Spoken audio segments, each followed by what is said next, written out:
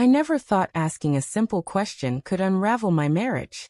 Why does your ex still come over here so often? I asked one night, after watching Chris, her ex-boyfriend, drop by for the third time that week. He always had some excuse. Fixing her laptop, dropping off a book, helping with some old shared account they apparently still needed to close.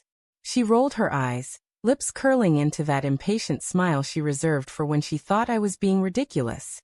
You're too insecure, Adam, she said, brushing past me to pour a glass of wine. Chris and I are friends. That's all. You don't own me. Her words stung, not because of what she said, but because of the ease with which she dismissed my feelings. I didn't want to own her. I just wanted to understand why she clung to a man from her past. The doubt gnawed at me, even when I tried to bury it. Every time Chris came over, I noticed small things. Her laugh pitched higher than usual. The way her body leaned slightly toward him when they talked. How quickly she brushed me off if I walked into the room. Still, I told myself I was imagining it. She was my wife. We'd built a life together. She wouldn't betray me. But then the cracks widened. One Saturday afternoon, she asked me to pick up groceries because Chris was dropping by to help set up her new phone. Something about that didn't sit right with me. Why him? Why not me? I lingered at the store, heart pounding, trying to convince myself I was paranoid. Finally, I drove back, groceries forgotten. Her car was in the driveway. Chris's too. I walked quietly up the front steps, my palms sweating.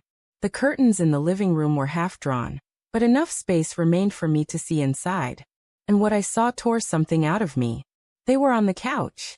Not tangled up, not in a kiss, but close, too close. She was leaning against him, laughing, her hand resting on his chest like it belonged there.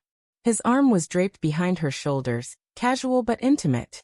It was the kind of touch you don't give to just a friend. I froze. My first instinct wasn't rage, it was heartbreak. A hollow, sinking feeling spread through my chest as if gravity had doubled. I didn't storm in. I couldn't. Instead, I backed away quietly, sat in my car, and just sat there, staring at the steering wheel, at my trembling hands. Was this what insecurity looked like? Or was it the truth clawing its way to the surface? That evening, I confronted her. I saw you with Chris today, I said, voice tight. She didn't even flinch. So? We were sitting on the couch. Are you going to freak out over that too? It wasn't just sitting, Emma. You don't touch a friend like that. Her expression hardened, eyes narrowing. You're blowing this out of proportion. Honestly, Adam, your jealousy is exhausting. Something inside me cracked. My jealousy? Or your betrayal? The word hung heavy in the room. For a moment, something flickered across her face, guilt, fear. But then it was gone, replaced by cold anger. You don't trust me. That's the real problem. I wanted to scream, to shake her and demand the truth. But instead I just whispered, maybe I don't anymore. Days passed in silence. We moved around the house like strangers, each avoiding the other. My heart told me the truth, but my mind still clung to denial. Until one night, when her phone buzzed while she was in the shower. Normally, I'd never look, but my hands moved before I could stop them. A message from Chris lit up the screen. Last night was amazing. I can't stop thinking about you. Same time tomorrow. The room spun. My stomach twisted. My hands shook so violently I almost dropped the phone. I didn't need to see more. That one message was enough. When she came out, towel wrapped around her, she found me sitting on the edge of the bed, her phone in my hand, her face drained of color. Adam, you shouldn't be looking through my... Don't. I cut her off, voice shaking. Don't you dare make this about me. I saw the message. She froze. Silence stretched thick and suffocating. Finally she whispered, Adam, don't lie. Not again. My voice cracked, tears burning my eyes. You called me insecure. You made me feel crazy for questioning you. And all this time you were? My throat closed around the word cheating.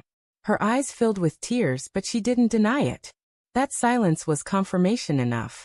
For a long time, neither of us spoke. Just the sound of my ragged breathing, her muffled sobs. Finally I asked, why? Why him? She buried her face in her hands. I don't know.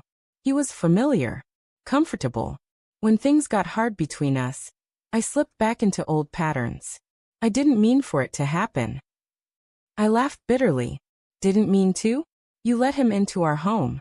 You lied to my face. You made me doubt myself. Her tears fell harder. I'm sorry, Adam. I was wrong. I don't want to lose you. But her apology felt hollow, too late. That night, I slept on the couch, staring at the ceiling, replaying every moment I'd dismissed as insecurity. Every laugh, every touch, every time she brushed me off, I realized how much of myself I had twisted to protect her lies. The next morning, she tried to reach for me, her voice soft, pleading. We can fix this. Please. I'll cut him off. I'll do anything. But I pulled away. You already broke it. The weeks that followed were a blur of counseling sessions, late-night arguments, and moments where I almost believed we could mend things. But trust, once shattered, doesn't rebuild overnight. Every time her phone buzzed, my chest tightened. Every time she was late from work, suspicion clawed at me. I hated what I'd become. Paranoid, bitter, constantly scanning for signs of betrayal. And she hated the mirror I held up to her. The guilt, the shame, it ate at her, and in turn at us. The breaking point came during yet another argument. She shouted, "You'll never forgive me, will you?" I stood there, exhausted, hollow. I don't think I can. Her face crumpled, tears spilling again. But this time I felt nothing. Just emptiness. I moved out a week later. Packed my bags, left behind the house we'd built, the life we'd shared. As I closed the door for the last time, I thought about how she once called me insecure. But the truth was, I wasn't insecure, I was right. My instincts had screamed, and she had gaslit me into silence. And in the end, it wasn't my insecurity that destroyed us. It was her betrayal.